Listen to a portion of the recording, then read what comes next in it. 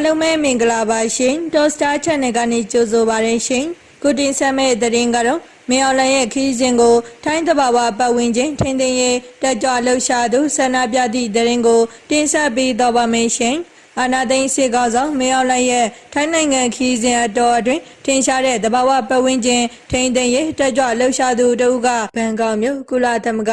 UN ရုံးရှိမှာဆန္ဒပြခဲ့ပါတယ်ဩဂုတ်လ6ရက်နေ့မှာဖိန်ပေါင်ဒီဒတ်ကမဟာလာမင်းလို့ရာဇဝတ်ကောင်ကိုငါတို့မကြိုးစိုးပါလို့မြန်မာအင်္ဂလိပ်နှစ်ဘာသာနဲ့ရေးထားတဲ့စာရန်ကိုကိုင်ဆောင်ကဆန္ဒပြခဲ့တာဖြစ်ပါတယ်သူရောတခြားတက်ကြွလှုပ်ရှားသူတွေကပါရာဇဝတ်ကောင်นี่ထိုင်းနိုင်ငံထဲဝင်ရောက်လာတာကိုလက်မခံနိုင်ဘူးလို့ပြောပါတယ်ချင်းရိုင်းပြည်နယ်မှာမွေးဖွားခဲ့သူဖိန်ပေါင်ကသူဟာမြန်မာနိုင်ငံဘက်ခြမ်းမှာမြေရှားသတ္တုတူးဖော်မှုတွေကြောင့်ထိုင်းပိုင်နယ်ထဲစီးဆင်းလာတဲ့မြေရီညဉ့်ညမ်းစိတ်တင်းတဲ့တံကိုကိုယ်တိုင်ကြုံတွေ့ခန်းစားမှုကြောင့်ပြောထားပါတယ်။မဲကောင်းနှန်းဆိုင်နန်ခုတ်တန်လင်းစတဲ့မြေချောက်စင်ထက်မနေဟာထိုင်းပိုင်နယ်ထဲစီးဆင်းချိန်မှာမြန်မာဘက်ကသတ္တုတူးဖော်မှုတွေဆွန့်ပစ်လိုက်တဲ့အစိတ်တင်းညဉ့်ညမ်းမှုတွေရောပါလာတာမျိုးရှိနေတယ်လို့လည်းဖိန်ပေါင်ကဆိုထားပါတယ်။မြန်မာအနာပိုင်တွေဟာမြေကန်တွေနှစ်ပင်မှာတတ်ထုတူးဖော်မှုတွေကနေအကျိုးအမြတ်တွေရရှိပေမဲ့ထိုင်းပြည်သူတွေကတော့မြေညဉ့်ညမ်းတဲ့တန်ကိုဆူဆူရွရွကြုံတွေ့ခန်းစားနေရကြောင်းလေသူကမှတ်ချက်ပေးခဲ့ပါတယ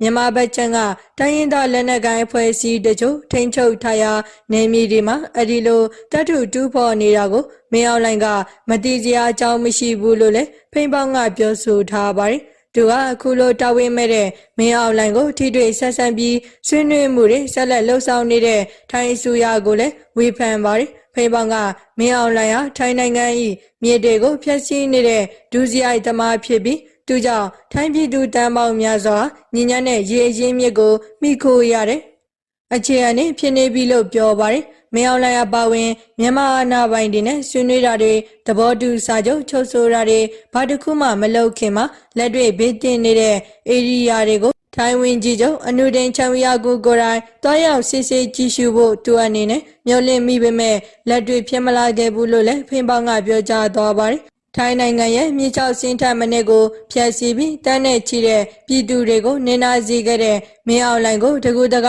ကြိုးစိုးနေတဲ့ကိစ္စအပေါ်ထိုင်းနိုင်ငံသားတအုပ်အနေနဲ့သူဘလို့မှလက်မခံနိုင်ဘူးလို့ဖိန်ပေါင်ကဆိုထားပါတယ်နောက်ပြီးထိုင်ဝင်ကြီးချုပ်အနေနဲ့နိုင်ငံရဲ့မြေတွေကိုတေချာထိန်သိမ်းဆောင်ရှောက်ပေးပြီးပြည်သူအလုံးပျော်ရွှင်ပေးကင်းတဲ့ပတ်ဝန်းကျင်မျိုးမှာနေထိုင်နိုင်အောင်ကူညီဖန်တီးပေးဖို့သူမျှော်လင့်ခဲ့ပေမဲ့လည်းလက်တွေ့ဖြစ်မလာခဲ့ကြောင်းဖိန်ပေါင်ကဝေဖန်ပြောကြားသွားကြောင်းသိရှိရပါတယ်ရှင်ဆက်လက်ပြီးမင်းအောင်လှိုင်ဘန်ကောက်ရောက်နေချိန်ဆန္ဒပြခံရသည့်တဲ့ရင်ကိုတင်ဆက်ပေးတော့ပါမယ်ရှင်အာနာသိန်းကောဆောင်မင်းအောင်လှိုင်ထိုင်းနိုင်ငံဘန်ကောက်မြို့လာရောက်တဲ့အပေါ်ကန့်ကွက်ရှုတ်ချတဲ့ဆန္ဒပြပွဲကိုမြန်မာလူသားရေးဆောင်ရွက်နေတဲ့ Bright Future အဖွဲ့ကဒီကနေ့နေ့လယ်ပိုင်းမှာဘန်ကောက်မြို့ကကုလသမဂ္ဂ UN ရုံးရှိမှာပြုလုပ်ခဲ့ပါတယ်အာနာသိန်းကောဆောင်မင်းအောင်လှိုင်ရဲ့နေရကြထိုင်းနိုင်ငံခီးစဉ်ဟာဒီကနေ့စတင်ပြီးဘန်ကောက်မြို့ကိုရောက်ရှိနေပါတယ်မင်းအောင်လှိုင်လာရောက်ချိန်မှာစစ်ကောင်စီတန်ယုံရှိမှာကန့်ကွက်တဲ့ဆန္ဒပြပွဲတွေကိုထိုင်းရဲတပ်ဖွဲ့ကခွင့်မပြုဘဲ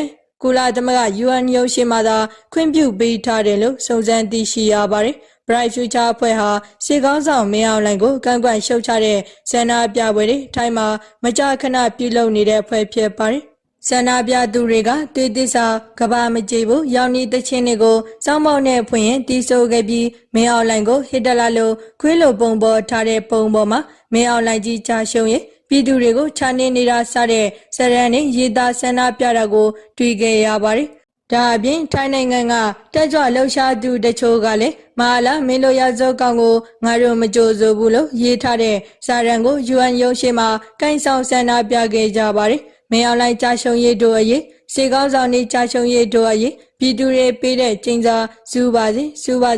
ပြည်တွင်းစစ်မှာလေရင်သုံးတာမရှက်ဘူးလားလူစင်မမီတဲ့တမရအလိုမရှိပြည်သူအာဏာပြည်သူပြန်ပေးတရားတော်စစ်အောင်ပါစေဖက်ဒရယ်ဒီမိုကရေစီရရှိရေးတို့အရေးတို့ပြည်သူတွေညီရလားဟဲ့ညီတယ်တို့လှုပ်သားတွေညီရလားဟဲ့ညီတယ်စားတဲ့ကြွေးကြော်တဲ့ကြွေးကြော်ပြီးဆန္ဒပြခဲ့ကြပါတယ်ဆန္ဒပြပွဲလုပ်နေစဉ်အသက်ကြီးပိုင်းထိုင်းမျိုးသားတအုပ်ကလည်းလာရောက်နောက်ဆက်ခဲ့ပေမဲ့အရက်ဝက်နဲ့ထိုင်းရဲတွေကသူ့ကိုတားဆီးပြီးခေါ်သွားတာတွေ့ရပါတယ်ထိုင်းရဲတပ်ဖွဲ့ဟာမင်းအောင်လှိုင်မလာမီတရားအလို့ကဩဂုတ်လ9ရက်နေ့ကစပြီး အာနာသိန်းခေါင်းဆောင်ကိုကန့်ကွက်ဆန္ဒပြလေးရှိတဲ့ထိုင်းနိုင်ငံအတွင်းကတက်ကြွလှုပ်ရှားသူတွေကိုအပြင်ထွက်ခွင့်တားဆီးပြီးစောင့်ကြည့်နေတယ်လို့မဟာချိုင်ဒေသ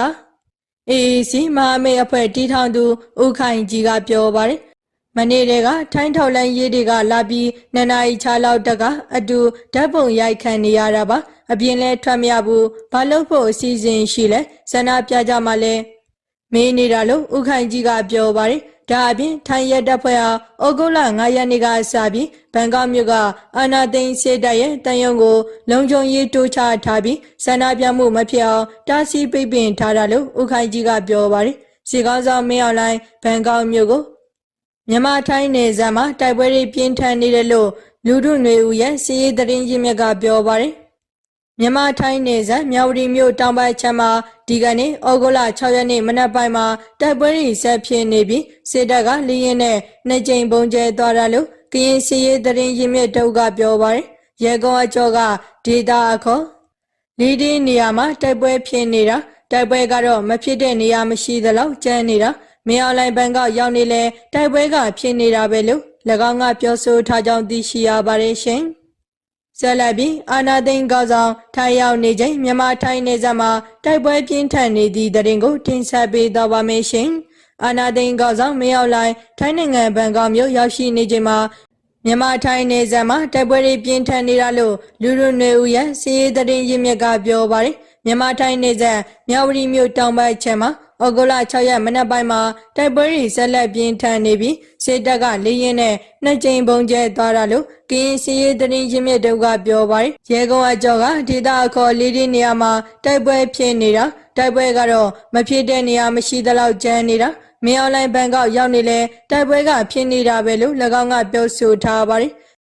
မြဝတီမြို့နာကဒေါနာတောင်တန်းရှိချမ်းမှာဩဂုတ်လ3ရက်နေ့ကဖြစ်ပွားတဲ့တိုက်ပွဲအတွင်းအာနာသိန်းစစ်တပ်ရဲ့ခမာယာ203တရင်ကဘုံမွအစင်းရှိစေကြောင်းမူအပါဝင်စေကြောင်းတကြောင်လုံးနီးပါပြုတ်သွားခဲ့တာလို့ KN မျိုးသားစီယုံ KNU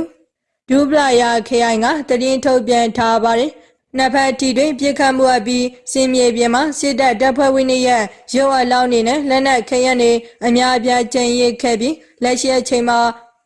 လက်နက်ရှေ့လက်နဲ့ခဲယမ်းကြီးစံအချို့တင်စီရရှိထားနိုင်တယ်လို့သတင်းထုတ်ပြန်ချက်မှာအတည်ပြုထားပါတယ်။ဒါအပြင်တင်စီရရှိတဲ့လက်နက်ခဲယမ်းတွေကိုသတင်းထပ်ပုံဖော်ပြတာမှာ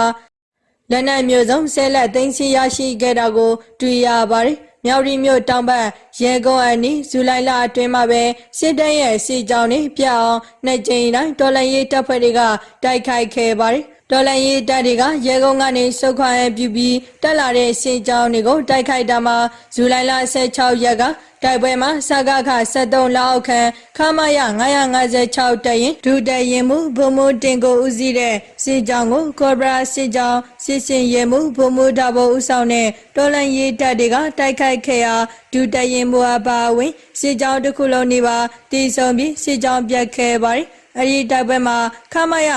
956တရင်ကစင်မူရန်စစ်သားတင်၄ဦးကိုလည်းတော်လှန်ရေးတပ်တွေကဖမ်းမိခဲ့ပါတယ်ဇူလိုင်လ21ရက်မှာလည်းရေကောအနီးစစ်တပ်စစ်ကြောင်းကိုတော်လှန်ရေးတပ်တွေကတိုက်ခိုက်တာမှာစစ်သားတွေသေဆုံးဒဏ်ရာရရှိသူများပြီးစစ်ကြောင်းပြတ်ပြီးပြန်ဆုတ်ခဲ့ပါတယ်မြောက်ရီမြို့တောင်ပိုင်းရှိဖလူးမင်းလက်ပန်းဒေသကိုစစ်တပ်ကအင်အားထောင်ချီတော့ပြီးဇူလိုင်လကစားစစ်ကြောင်းတွေထိုးနေပေမဲ့တော်လှန်ရေးတပ်တွေရဲ့ဖျက်တောက်တိုက်ခိုက်မှုကြောင့်ရှေ့မတိုးနိုင်ပါဘူးစေကောင်းဆောင်မင်းအောင်လှိုင်ဟာထိုင်းနိုင်ငံခီးစဉ်လာရောက်စဉ်အတွင်းဆန္ဒပြကန့်ကွက်မှုမရှိအောင်ထိုင်းရဲတပ်ဖွဲ့ကမြန်မာလူသားရေးလှုပ်ရှားသူတွေအပေါ်အတင်းအကျပ်ဖိအားပေးနေပါတယ်။ဒါပေမဲ့စေကောင်းဆောင်မင်းအောင်လှိုင်ဘန်ကောက်မြို့ရောက်ရှိလာတဲ့ဒီကနေ့မှာပဲမြန်မာလူသားရေးဆောင်ရွက်နေတဲ့ Bright Future အဖွဲ့ကဒီကနေ့နေ့လယ်ပိုင်းမှာဘန်ကောက်မြို့ကကုလသမဂ္ဂ UN ရုံးရှိမှာဆန္ဒပြဖို့စီစဉ်ထားကြောင်းသိရှိရပါတယ်ရှင်။အခုလိုစိတ်ဝင်စားဖွယ်ရာနိုင်ငံတကာသတင်းတွေနားဆင်ရဖို့အတွက်ကျမတို့ channel လေးကို like and share subscribe လုပ်ပေးကြပါဦးရှင်။အဆုံးထိနားဆင်ပေးတဲ့အတွက်ကျေးဇူးတင်ပါတယ်ရှင်။